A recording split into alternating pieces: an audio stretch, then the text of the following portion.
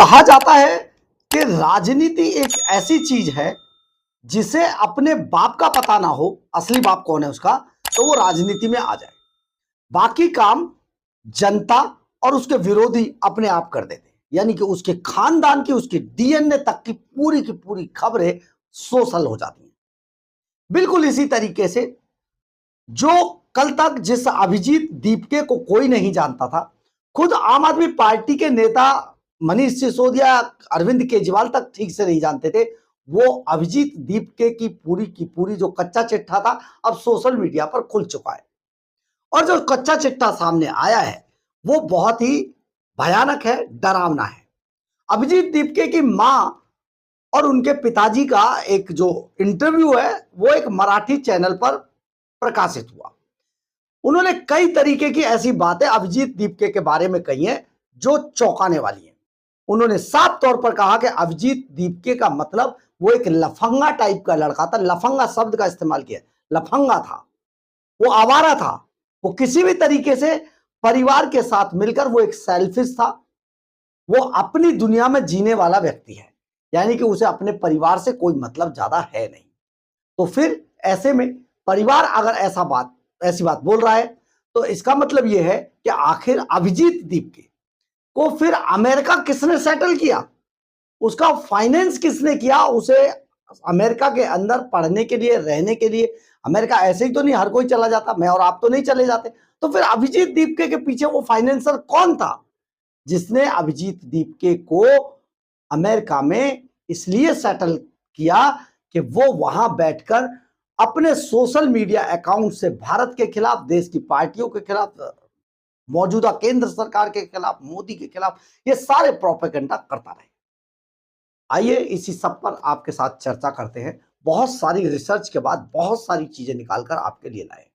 नमस्कार, मैं हूं कुमार गजेंद्र। जनपद ऑन द स्पॉट में आपका स्वागत है। हमारे एक दूसरे social media platform podcast with Kumar Gajendra में भी आपका स्वागत है, जहां आप हमें सुन सकते हैं। दरअसल है क्या, अब जो अभिजीत दीपके है उसे उनकी मां ने लफंगा तक कह दिया है। उन्होंने कहा परिजन, अब जो अभिजीत दीपके के हैं वो उनकी सिक्योरिटी की बड़ी चिंता हो गई है। यानी कि परिवार पूरा डर में है और वो अपना जो पुश्तैनी घर है उसे छोड़कर वहां से चले गए, कहीं और चले गए। मराठी चैनल पर उसकी मां ने राज खोल दिए हैं, कहीं बहुत सारी गंभीर बातें बताई हैं। किसने अमेरिका भेजा, कैसे भेजा, कौन पैसा लगा रहा था, ये सारी चीजों पर उन्होंने खुल के बोला है। आज से 3 साल पहले जो अभिजीत दीपके है वो अपना घर छोड़कर चला गया था। यानी कि इससे पहले वो आम आदमी पार्टी के अंदर था, मनीष सिसोदिया की फर्जी शिक्षा क्रांति को दिखाता था सोशल मीडिया पर। फिर वो घर छोड़कर चला गया और अमेरिका चला गया। माता पिता की ज्यादा वो परवाह नहीं करता था, इसलिए परिवार से बहुत ज्यादा उसका रिश्ता नहीं था। आम आदमी पार्टी में था तो आम आदमी पार्टी के लोग ही ज्यादा जानते थे। लेकिन कॉकरोच जनता पार्टी बनाने के बाद अभिजीत दीपके बॉस्टन में अपने माता पिता को, जिस तरीके से लगातार वहां रह रहा था तब से नहीं फोन कर रहा था, लेकिन 2 दिन पहले उसने बॉस्टन से अपने माता पिता को एक फोन किया और इस फोन के अंदर उसने साफ तौर पर कहा कि अब मैं कुछ ऐसा करने जा रहा हूं जिससे कि तुम्हें प्राउड फील होगा। यानी कि अगर सब कुछ ठीक ठाक रहा और मैं कहीं का, और भगवान ने मेरा साथ दिया तो मैं कहीं का मुख्यमंत्री, या भगवान ने साथ दिया तो मैं प्रधानमंत्री बनकर लौटूंगा। इतने सपने अभिजीत दीपके पाले हुए था और उसने अपनी मां को, ये मां, उसकी मां ने एक मराठी चैनल, एक प्रतिष्ठित मराठी चैनल के इंटरव्यू में ये बातें कही हैं। उसने फोन किया और बताया कि मैं या तो मुख्यमंत्री बनूंगा या फिर प्रधानमंत्री बन के लौटूंगा। अब आप समझिए कितने सपने देख रहा था ये कॉकरोच। बचपन में ज्यादातर ये चुप ही रहता था, थोड़ा आवारा किस्म का था। पढ़ाई लिखाई में ठीक है, सो था, बहुत ज्यादा फास्ट भी नहीं था, बहुत ज्यादा डाउन भी नहीं था। बचपन से ही लाइमलाइट में रहने का इसे बड़ा शौक था और अभिजीत दीपके के कारण परिवार को परेशानी हो रही है, इसलिए परिवार कहीं घर छोड़कर चला गया है। ये एक नंबर का सेल्फिश था। सारे जो राज हैं अभिजीत दीपके की मां ने खोले। अब आपको यहां से कहानी बताते हैं पलटते हुए कि जब इतना सब अभिजीत दीपके सोच रहा था तो जिन लोगों के कंधे पर सवार होकर अभिजीत दीप के, आप जरा सोचिए, प्रधानमंत्री या मुख्यमंत्री के पद तक पहुंचने की कोशिश कर रहा था, बात कह रहा था, तो फिर जो अभिजीत दीपके को इस्तेमाल करके अपनी राजनीति को एक बार फिर से लाइमलाइट में हाइट पर ले जाने की सोच रहे थे, उनका क्या होगा? तो ऐसे में ये जो इच्छाओं की टकराहट हुई, इसने कहीं ना कहीं इस पूरे मूवमेंट को खत्म कर दिया। अभिजीत दीपके के बारे में जैसा कि परिवार ने भी कहा है, उनकी मां ने कहा है कि ये एक नंबर का सेल्फिश है, तो शायद उसे ये लगा होगा कि अरविंद केजरीवाल के, क्योंकि राजनीति इनकी खत्म हो चुकी है, डूबते जहाज में कोई भी समझदार व्यक्ति कभी सवार नहीं होता है, जिसका पता हो कि इसमें तो छेद ही हो गए। तो ऐसे में अभिजीत दीपके ने बजाय केजरीवाल के साथ जाने के, क्योंकि लगातार अरविंद केजरीवाल दिल्ली के अंदर सुपड़ा साफ हो गया, हरियाणा के अंदर सुपड़ा साफ हो गया, बिहार में सुपड़ा साफ हो गया, जमानतें तक जब्त हुई हैं, तो ऐसे में कौन उस जहाज में जाएगा? 2 दिन का अरविंद केजरीवाल बचा नहीं है, तो अभिजीत दीपके उसके साथ जाकर अपना राजनीतिक जो कैरियर अभी शुरू होने वाला था, उसको खराब क्यों करता? तो हमारे जो सूत्र बताते हैं, अभिजीत दीपके ने जो सीपीआईएम है उसके साथ हाथ मिलाया। वो पहले से ही लेफ्टिस्ट विचारधारा का था। भारत तेरे टुकड़े होंगे इंशाअल्लाह इंशाअल्लाह, कितने अफजल मारोगे हर घर से अफजल निकलेगा, ये सारे नारे लगाने वाला जो डफली गैंग था, उसके साथ अभिजीत दीपके जब गलवैया कर रहा था, लगातार फोन कर रहा था, उनके टच में था। तो ऐसे में ये जब बातें अरविंद केजरीवाल एंड कंपनी तक पहुंची, तो उन्होंने केजरीवाल एंड कंपनी ने अभिजीत दीपके को जंतर मंतर पर ही दफन करने की सोच ली, और उन्होंने अपने उन सभी लोगों को रोक दिया जो उस धरने प्रदर्शन में जाने की सोच रहे थे या जाना चाहते थे। कल एक बड़े पत्रकार हैं जिनका नाम है दीपक चौरसिया, उन्होंने एक ट्वीट कर दिया, और उस ट्वीट में बताया कि जी 750 रुपए देकर कौंडली के एक विधायक हैं कुलदीप, उन्होंने लोगों को बुलाया।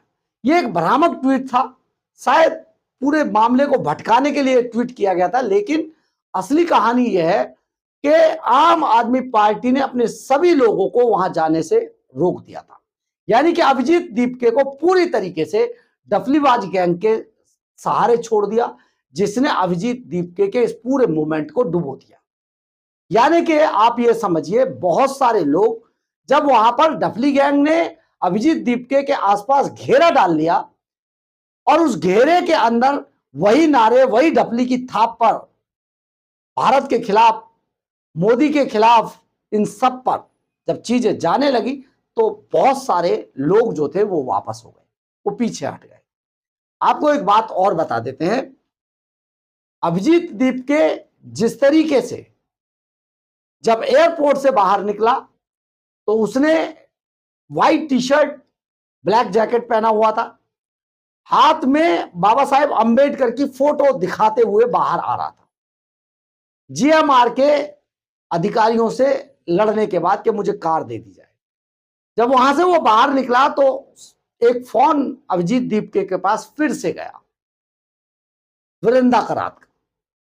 उन्होंने उसे साफ तौर पर कहा कि लेफ्टिस्ट विचारधारा के लोग इस तरीके से नहीं चलते हैं, आप अपना भेष भी बदलिए। और अभिजीत दीपके जंतर मंतर पर पहुंचते पहुंचते उसका भेष बदल गया।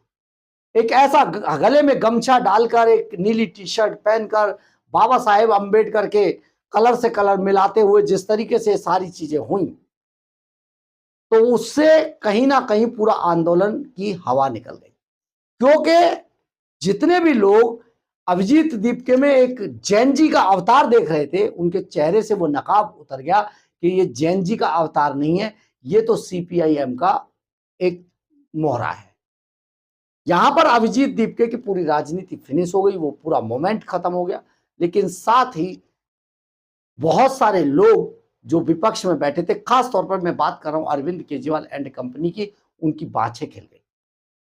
जो चैनल, जो जितने विदेशी चैनल भी यहां पर पहुंचे हुए थे, जिनमें के आप समझे CNN वर्ल्ड, DU यानी कि डाइजे वेले, France 24, अल जजीरा, राइटर, BBC, ये सब चैनल जिस खबर को बनाने के लिए यहां पर पहुंचे थे उन्हें वो खबर का मसाला मिला ही नहीं।